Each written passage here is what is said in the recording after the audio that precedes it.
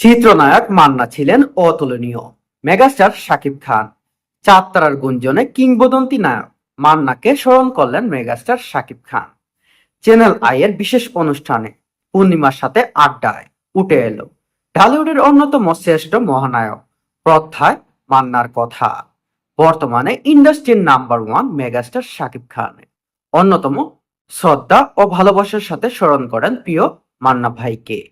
আড্ডার মূল বিষয়বস্তু ছিল শ্রদ্ধা, ভালোবাসা, ঢালিউডকে এক হাতে টেনে নিয়ে যাওয়ার প্রত্যয়, নায়ক মান্নার অবদান এবং তার অনন্য ব্যক্তিত্বের কারণে স্মরণ করে মেগাস্টার শাকিব খান তাকে অতুলনীয় বলে আখ্যা দেন।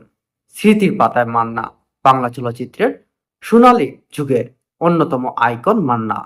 মান্না ভাইয়ের সাথে কাজের স্মৃতি এবং ইন্ডাস্ট্রিতে তার শূন্যতার কথা ফুটে ওঠে তার কথা কথোপকথনের সাথে। নায়ক মান্নাকে নিয়ে মেগাস্টার শাকিব খানের এই আবেগঘন শ্রদ্ধাপূর্ণ আপনাদের কেমন লেগেছে?